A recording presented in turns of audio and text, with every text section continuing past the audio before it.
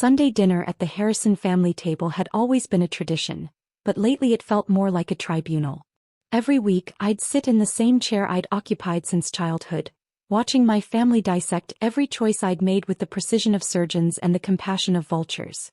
"So," my sister Catherine began, cutting her roast beef with deliberate precision, "I heard you turned down another job offer this week.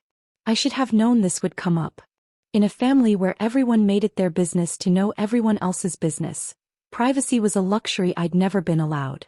"It wasn't the right fit," I said simply, taking a sip of water and hoping the conversation would move on to something else.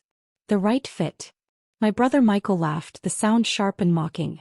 "Jessica, you've turned down 6 job offers in the past 4 months. At what point do you stop being picky and start being realistic?" "Maybe when the offers are worth taking," I replied, keeping my voice level despite the irritation building in my chest. My father set down his fork with a loud clank that made everyone at the table look up. "Worth taking? Jessica, you're 31 years old. You live in a studio apartment that's barely bigger than our walk-in closet. You drive a car that's older than some of our neighbors' children. What exactly are you holding out for?" "Something that aligns with my values," I said quietly. The table erupted in laughter. Not warm family laughter, but the cruel kind that cuts deep and leaves scars. "Your values?" Catherine wiped tears from her eyes. "What values? The value of being unemployed? The value of disappointing everyone who cares about you?" "I'm not unemployed," I protested. "I freelance. I write content for—" "You write blog posts about cat food," Michael interrupted. "That's not a career, Jessica. That's what college students do for beer money." Mom, who had been silent up until this point, finally spoke. Her voice was calm, measured, and somehow more devastating than all the shouting and mockery combined. "Jessica," she said, looking directly at me with the same expression she'd worn when I was 7 and had broken her favorite vase, "we've been patient with you. We've supported your decisions even when we didn't understand them. We've made excuses for you to our friends, our neighbors, our colleagues." "I never asked you to make excuses for me," I said. "No, you didn't ask," Dad agreed. "But we did it anyway because that's what family does. We protect each other even when one of us is making choices that reflect poorly on the rest of us." The words hung in the air like smoke, acrid and suffocating. "But our patience has limits," Mom continued. "And frankly, we're tired of being embarrassed by you." I felt something cold settle in my stomach. This conversation felt different from the usual criticism and disappointment. This felt final. "What are you saying?" I asked, though I wasn't sure I wanted to hear the answer. Catherine and Michael exchanged a look that told me they'd discussed this beforehand. This wasn't a spontaneous family intervention. This was a planned execution. "We're saying that we can't continue to associate with someone who refuses to live up to their potential," Catherine said. "It's affecting our reputations, our business relationships, our social standing." "Your social standing?" I couldn't keep the disbelief out of my voice. "Yes," Michael said firmly. "Do you know how embarrassing it is to tell people that my sister is a 31-year-old freelance blogger? Do you know what that does to my credibility as a financial advisor? And I'm trying to make partner at my law firm," Catherine added. "Having a sister who lives like a college student doesn't exactly project the kind of stability and success they're looking for." I looked around the table at these people I'd grown up with, shared holidays with, called family for over 3 decades. They were looking at me like I was a stain they needed to remove from their carefully curated lives. "So what?" I asked. "You want me to take any job, regardless of whether it makes me miserable, just so you can feel better about yourselves at cocktail parties?" "We want you to grow up," Dad said bluntly. "We want you to stop pretending that your principles are more important than your responsibilities." "What responsibilities?" I asked. "I pay my own bills. I take care of myself. I don't owe any of you anything." "You owe us the courtesy of not embarrassing us," Mom said. "You owe us the respect of at least trying to be successful." "I am successful," I said, my voice rising despite my efforts to stay calm. "I'm doing work I believe in, work that makes a difference." "Writing about cat food makes a difference?" Michael scoffed. "I don't just write about cat food," I snapped. "I write about sustainable living, ethical consumerism, social justice." "Topics that don't pay the bills," Catherine interrupted. "Topics that don't build careers or create stability." Stability isn't everything, I said. The silence that followed was deafening. Everyone stopped eating, stopped moving, stopped breathing. Mom's face had gone very pale and Dad's jaw was clenched so tight I could see the muscles jumping. Stability isn't everything? Mom repeated slowly as if she couldn't believe what she'd heard. Jessica, Dad said, his voice dangerously quiet. Your mother and I have worked our entire lives to build stability for this family. We've sacrificed, we've saved, we've planned, we've built something meaningful. And you sit there and tell us that none of that matters. That's not what I said. It's exactly what you said, Catherine cut in. You just told us that everything we've worked for, everything we've built, everything we value is meaningless to you. Because you value the wrong things, I said and immediately regretted it. The explosion was immediate and devastating. The wrong things. Dad roared, standing up so fast his chair fell backward. We value hard work, responsibility, contributing to society, building something lasting. What exactly is wrong with that? You value appearances more than authenticity, I shot back, standing up to meet his anger with my own. You care more about what other people think than about what actually matters. What actually matters? Mom's voice was ice cold now. Jessica, what actually matters to you? Because from where I'm sitting it looks like nothing matters to you. Not your family, not your future, not your responsibilities. That's not true, I said, but my voice sounded weak even to my own ears. Isn't it? Michael leaned back in his chair, arms crossed. When was the last time you came to one of my client events to support my business? When was the last time you helped Catherine network at one of her firm's functions? When was the last time you did anything to contribute to this family's success instead of dragging it down? I opened my mouth to respond, but realized I didn't have an answer. Not because I hadn't done those things, but because I'd stopped being invited to do them years ago. We've given you every opportunity, Mom said, her voice steady but her hands shaking slightly as she reached for her wine glass. Every connection, every recommendation, every chance to prove that you could be the daughter we raised you to be. And you've thrown it all away, Catherine added. Every single opportunity wasted. Because they weren't opportunities, I said desperately. They were chances for me to become someone I'm not, to live a life that would make me miserable. Miserable? Dad's laugh was bitter. You think having a stable job and a nice house and a respectable life would make you miserable? Do you know what actually makes people miserable, Jessica? Poverty. Instability. Watching your family be ashamed of you. The words hit like physical blows, each one landing with precision in the places I was already wounded. You're ashamed of me, I said quietly. It wasn't a question. The silence stretched between us, filled with 31 years of disappointment and failed expectations. Finally, Mom spoke. You're officially dead to this family, she declared, her voice calm and final. She picked up her fork and took another bite of roast beef as if she'd just commented on the weather. Everyone else nodded and continued eating, like they hadn't just witnessed my execution. I sat there in shock, watching my family calmly finish their dinner after delivering what amounted to my death sentence. The normalcy of it was somehow more devastating than if they'd screamed and thrown things. Catherine asked Michael about his vacation plans. Dad commented on the wine. Mom complimented herself on the seasoning of the roast. They chatted and laughed and acted like I wasn't even there, like I'd already ceased to exist. I quietly checked my phone, more out of habit than any real expectation of distraction from the surreal horror of the moment.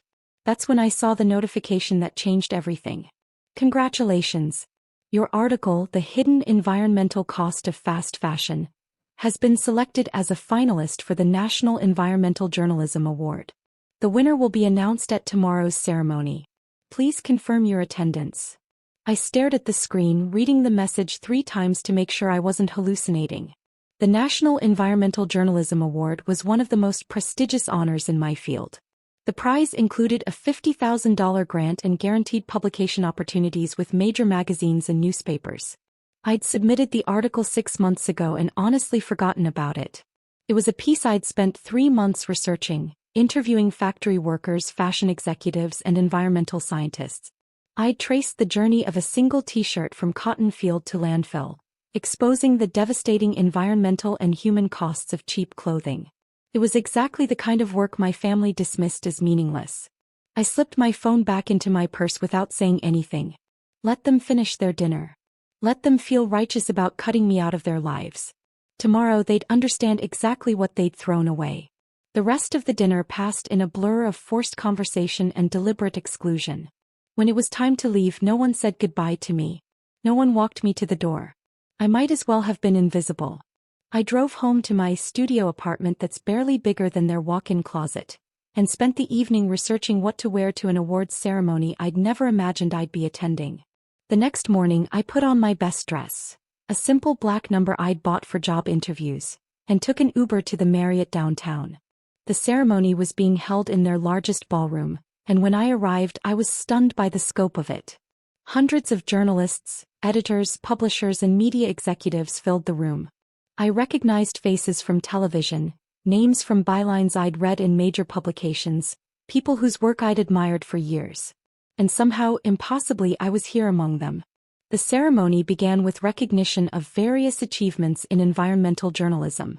I sat in the back, my heart pounding as they worked through the categories. Finally, they reached my category. The award for Outstanding Environmental Investigation goes to. The presenter opened the envelope with dramatic flair. Jessica Harrison for her article, The Hidden Environmental Cost of Fast Fashion. I think I stopped breathing. The room erupted in applause as I made my way to the stage on legs that felt like they belonged to someone else. The award was heavier than I'd expected, a beautiful crystal structure that caught the lights and threw rainbows across the stage. Ms. Harrison, the presenter said into the microphone, would you like to say a few words? I looked out at the audience, at all these accomplished professionals who were applauding my work, and felt something shift inside me. Thank you, I said, surprised by how steady my voice sounded. This award represents 3 months of research, dozens of interviews, and countless hours of writing. But more than that, it represents the power of journalism to expose truths that powerful people would rather keep hidden. The applause grew louder. When I started this investigation, people told me that fashion journalism wasn't serious, that environmental reporting didn't matter, that I was wasting my time on topics that didn't pay the bills, I continued. But sometimes the work that matters most is the work that other people don't understand. After the ceremony, I was approached by editors from 3 major publications, 2 documentary filmmakers, and a literary agent who wanted to discuss book opportunities. Business cards were exchanged, meetings were scheduled, and suddenly my freelance career was looking very different. By the time I got home that evening, my phone was buzzing constantly with congratulatory messages from colleagues, interview requests from journalists, and social media notifications. The news of my award was spreading through journalism circles faster than I could track. But the most interesting messages were the ones from my family. The first text came from Catherine at 7:30 p.m. Saw the news about your award. Congratulations. Then Michael at 8:15 p.m. Mom told me about the journalism thing. That's actually pretty cool. Then Mom at 9:45 p.m. Jessica, we need to talk. Can you call me? Then Dad at 10:20 p.m. Saw your name in the newspaper.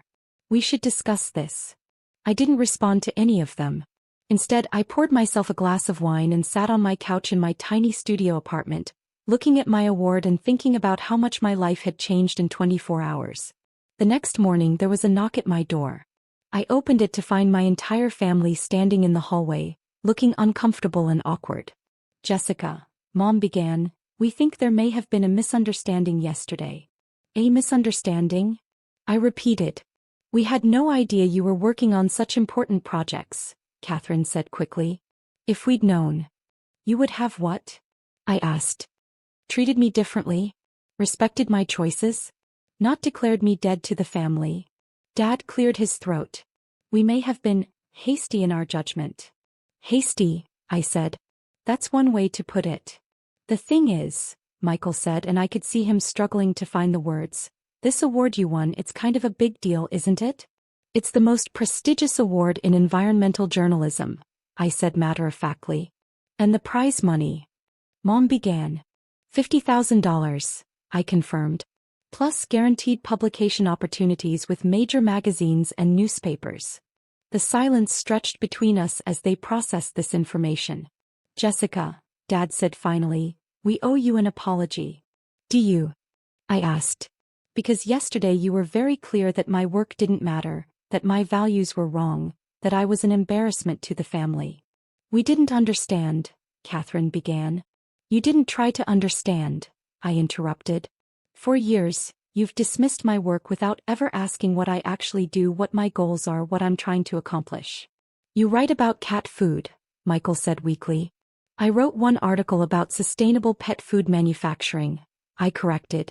One article out of hundreds. But that's the only one you ever bothered to remember, because it fit the narrative you'd created about my life. Mom stepped forward. We want to make this right. How? I asked. How do you make right years of treating me like a failure? How do you make right telling me I'm dead to you? How do you make right dismissing everything I care about?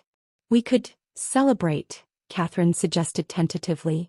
Have a family dinner to honor your achievement. I almost laughed. You want to throw me a party now? Now that my work has been validated by people you consider important. Jessica, please, Dad said, and for the first time in my adult life I heard him sound desperate. We made a mistake. We judged you unfairly. We want to fix this. I looked at these people who had spent years making me feel small, who had questioned every choice I made, who had valued their own comfort and social standing over my happiness and well-being. Here's what's going to happen, I said finally. I'm going to continue doing the work I believe in, writing about the topics that matter to me, living according to my own values. If you can respect that, if you can support me even when you don't understand what I'm doing, then we can rebuild our relationship. Of course, Mom said quickly. We want to support you. But if you go back to treating me like a disappointment the moment the spotlight moves on to something else, if you decide my work only matters when other people say it matters, then we're done. Permanently this time. They all nodded eagerly, promising to do better, to listen more, to respect my choices. But I could see the calculation in their eyes, the way they were already figuring out how to leverage my success for their own social benefit. Over the next few weeks, I watched them try to insert themselves into my newfound recognition. Catherine mentioned my award to her law firm partners. Michael brought it up with his clients. Mom and Dad started bragging to their neighbors about their award-winning journalist daughter. But they still didn't read my articles. They still didn't understand what I wrote about.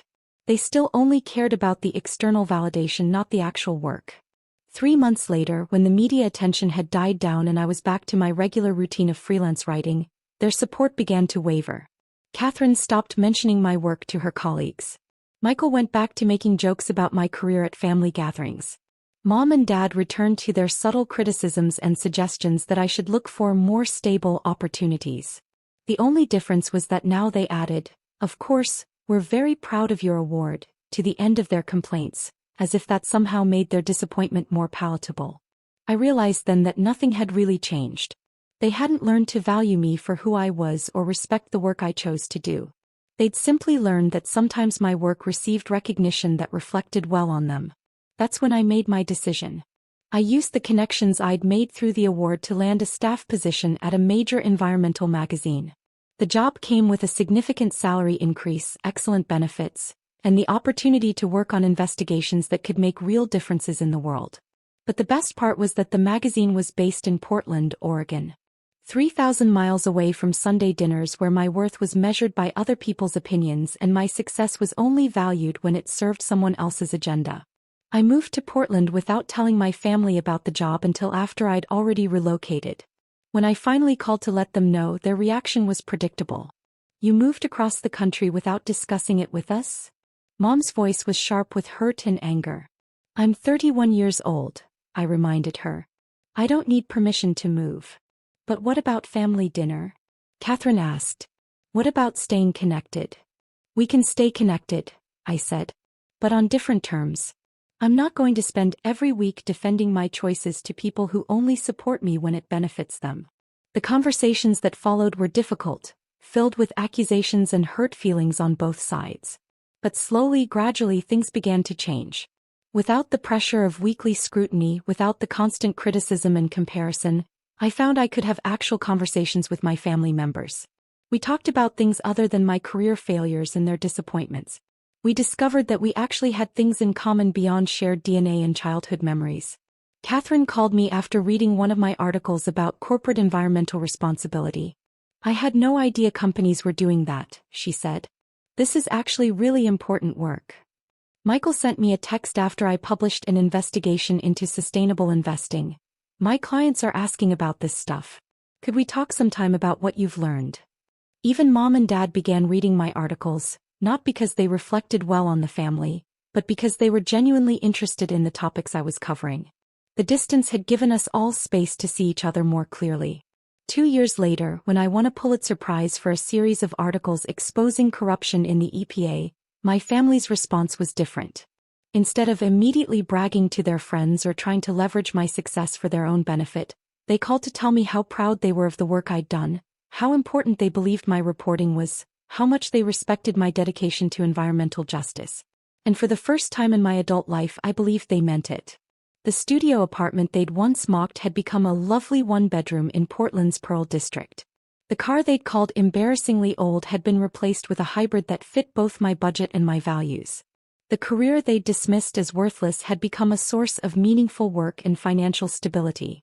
But more importantly, I'd learned that family relationships don't have to be prisons. They can be bridges if both sides are willing to meet in the middle. Sometimes you have to be declared dead before you can truly come alive. Sometimes you have to be rejected before you can find your real value. And sometimes the best thing that can happen to you is having people who don't understand you remove themselves from your life, creating space for you to become who you're meant to be. The notification that changed everything had been waiting on my phone all along. I just needed to be pushed far enough away from the table to finally see it.